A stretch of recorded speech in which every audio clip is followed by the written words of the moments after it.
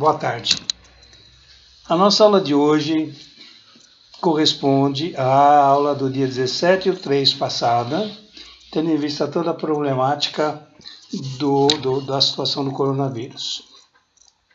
Inicialmente, algumas orientações e informações. Conforme solicitação, vocês farão um trabalho em grupo, porém, a conclusão desse trabalho de pesquisa, cujos temas já foi fornecido, terá que ser individual para efeito de nota de avaliação, P1. Porém, foi dada uma outra orientação também para efeito de avaliação e pontuação. A cada aula que eu for passando para vocês através desse vídeo, vocês terão que fazer individualmente um relato, um resumo do que foi a aula. Eu abro a possibilidade disso também para que vocês coloquem algum tipo de dúvida, pergunta, para que eu possa responder também individualmente através do endereço que eu deixei com vocês aí recentemente, que é o meu celular e também meu e-mail. Então, por favor, acessem sempre que precisar. Aula do dia 17, gente, iremos abordar a questão do surgimento da psicologia propriamente dita, com a finalidade de identificar o comportamento humano. Anteriormente já havíamos falado a respeito em função do desenvolvimento humano e das buscas do conhecimento e da busca de entendimento da sua própria existência e, consequentemente, a tomada de consciência. Isso foi falado com a teoria de Darwin e outras tantas que a gente conversou a respeito.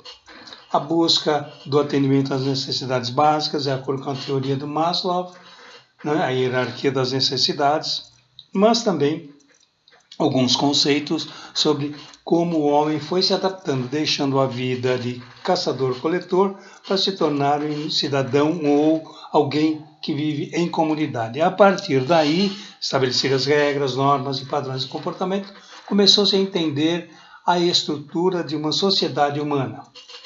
Com a aquisição dos conhecimentos, com a aquisição dos saberes, as sociedades foram se estruturando e passaram a se tornar metrópoles, cidades já desenvolvidas, com uma série pré-ideias em termos de sociabilidade, em termos de cidadania. Na medida em que os séculos avançaram, claro que através do conhecimento, uma série de outros fatores inibiu ou pelo menos desestimulou que algumas ciências pudessem investigar com mais profundidade o comportamento humano. Haja vista a questão do antropocentrismo, também falado anteriormente, mas que com a quebra desse modelo, com a quebra desse paradigma, que o homem já não é o centro do universo, Galileu Galilei deixou bem claro isso, ocorreu a possibilidade do homem ou o cientista procurar encontrar outros caminhos, outras formas de investigar o comportamento humano. Até que espero que tenham entendido qual é a proposta, então, as propostas ditas anteriormente. Vamos falar agora dos primeiros estudos ou as primeiras ideias, teorias sobre o comportamento humano, ou melhor, entender o que é o comportamento humano. Inicialmente, Wilhelm Wundt, alemão, residente em Leipzig, na Alemanha, elaborou o primeiro laboratório experimental. Lembrando que todo conhecimento humano é oriundo de experimentações. Todo ele, repito, conhecimento humano baseou-se nas experimentações. Essa proposta tinha como base principal a percepção do homem, ou seja, como o indivíduo, através de seus sentidos, percebe a realidade à sua volta. E assim, Wundt considera, através de suas experimentações, que o homem responde pura e simplesmente através de reflexos glandulares e musculares, ou seja, mediante um estímulo, ele responde de maneira reflexa, com base nas glândulas e músculos. Fato esse válido na medida em que o ser humano, por exemplo, tem salivação glandular, ou seja, as glândulas salivares elas passam a salivar ou apresentam salivação mediante um estímulo visual, auditivo, né, gustativo, olfativo, e a partir daí esse estímulo faz com que ocorra a salivação. A musculação é a mesma situação. O indivíduo percebe a sua realidade e dá uma resposta, ou seja, reage a esse estímulo também na parte muscular. Daqui para frente vamos falar do pensamento ou da maneira de identificar o comportamento humano, William James. Para William James, o indivíduo, através da percepção também, ele percebe a ideia de que movimentos, sensações, sentimentos estão muito presentes na consciência dos indivíduos. Então não se trata meramente de reflexo glandular muscular, mas sim de sensações que o indivíduo vai armazenando ao longo da sua vida através de um processo de aprendizagem. Dito isso, gente, nós começamos a perceber que a partir daí a psicologia começa a ser identificada como uma ciência propriamente dita. Repetindo, modelos sociais que vinham até então sendo de alguma maneira sendo inibidos em função de uma religião, em função dos modelos sociais que inibiam e controlavam os modelos sociais, teve uma mudança paradigmática por conta da Revolução Industrial, por conta da Revolução Francesa. Tudo bem? Tanto Wundt quanto James apresentaram suas teorias no século XVIII, finalzinho do século XVIII para o século XIX. Porém, todos esses conceitos, esses estudos, lograram o sucesso quando Freud também, um dos principais elementos da psicologia, desenvolve toda a sua teoria voltada para basicamente a sexualidade ou o impulso de vida. Essas teorias, muito provavelmente vocês verão na disciplina sobre psicanálise, que irá aprofundar esse conhecimento. No momento que vamos abordar que a base, a raiz da teoria freudiana é a raiz para todas as outras teorias. Então, Freud pode ser considerado, ou a proposta freudiana pode ser considerada como centro da psicologia como um todo. E aí vem as ramificações que permitem uma melhor compreensão do comportamento humano. Basta exemplificar que o Jung era um dos seus colaboradores e tantos outros. Inclusive o Jung foi um dos principais e acreditava-se que seria aquele que responderia pela substituição do Freud quando esse não mais pudesse abordar as questões de psicologia ou comportamento humano. Em linhas gerais, a base do aparelho psíquico do ser humano envolve o id e o ego superego. O id regido pelo princípio do prazer, o ego regido pelo princípio da realidade e o superego regido pelo princípio da moral. A partir daí, esse aparelho psíquico ele passa a ter um papel fundamental na formação ou na estruturação da personalidade. Ou seja, de acordo com as primeiras teorias, há um determinismo psíquico. Repetindo, para os teóricos, a maioria deles, há um determinismo psíquico, no qual cada indivíduo já nasce com sua personalidade previamente definida. O que vai alterar, o que vai mudar, é o ambiente em que ele for inserido, ou seja, a sociedade que ele estiver inserido irá moldar, irá caracterizar a sua personalidade. Um bom exemplo que eu costumo oferecer aos alunos é aquele jogo de massas de moldagem, onde elas não perdem a sua essência, suas cores, por exemplo, mas podemos montar uma série de outros objetos através dessa massa de moldar. Espero que todos tenham entendido esses conceitos. A partir daí, a psicologia, tida como uma ciência que estuda o comportamento humano, se ramifica e também começa a abordar uma série de outras áreas. E a área social é uma delas. A área na qual a nossa disciplina está voltada é a psicologia.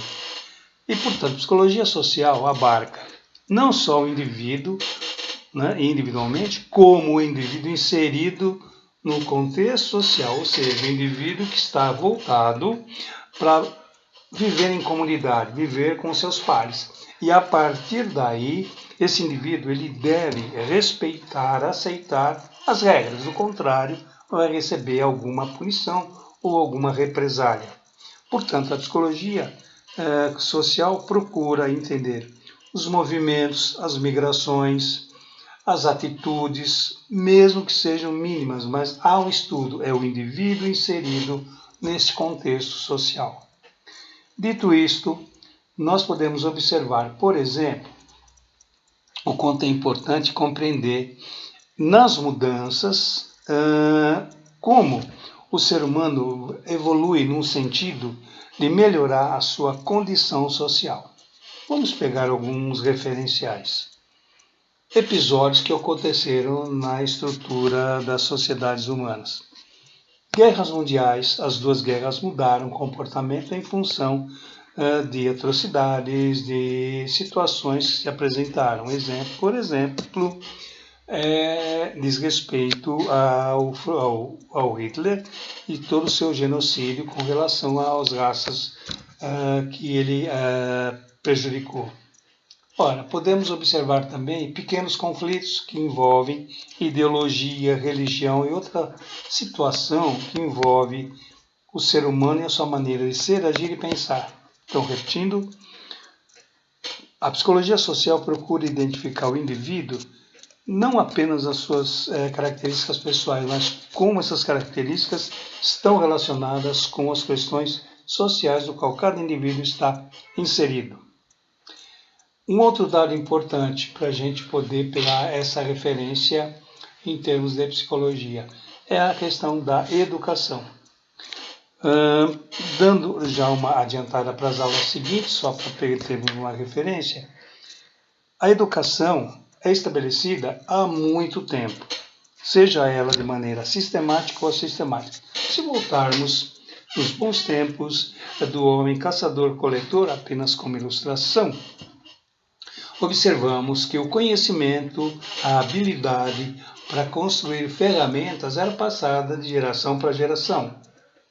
É muito comum os pesquisadores, os arqueólogos, os antropólogos, quando estudam as civilizações antigas, se depararem com ferramentas, artefatos, nos quais o homem ele iria montando, fazendo para atender às suas principais necessidades. Exemplo, uma flecha com a ponta de pedra, muito bem feita, para poder abater algum animal para se alimentar.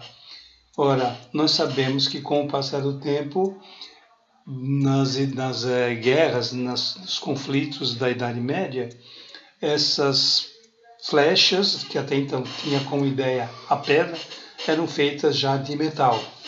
E tantos outros artefatos. A lança, por exemplo, só para ilustrar e fazer uma referência bastante interessante, até então nós tínhamos a lança para caçar animais de porte, lá na época do caçador-coletor, e hoje nós temos uma lança que pode servir até como um artefato, uma espécie de peça em competições olímpicas, o lançamento de dardo, por exemplo. Então é muito comum se observar a evolução de como a sociedade humana foi se desenvolvendo e como, vivendo em sociedade, o conhecimento foi sendo passado de geração para geração.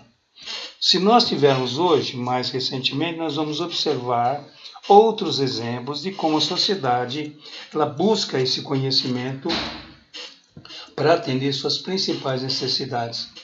disse daquela sociedade que tem que se desenvolver em termos de conhecimento, tem que se desenvolver em termos de habilidades, desenvolvimento da sua cultura, em termos de tecnologia também.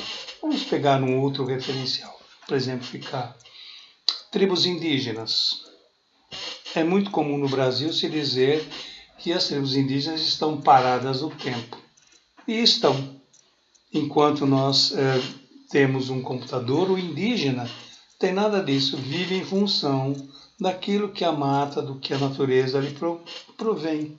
Exemplo, se ele tem fome, ele vai até a mata, caça o seu alimento, ele fica com problema de saúde, doente, a mata oferece as ervas que vai poder curar a sua doença.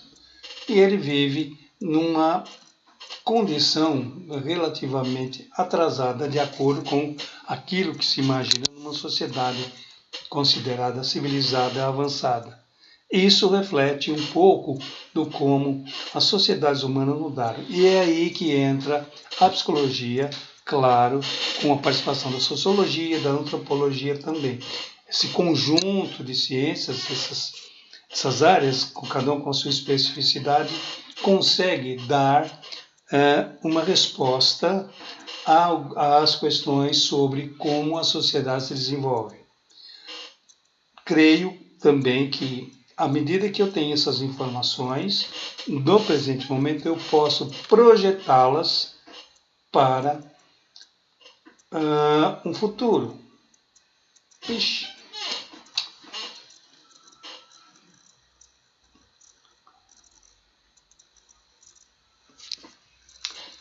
Parou.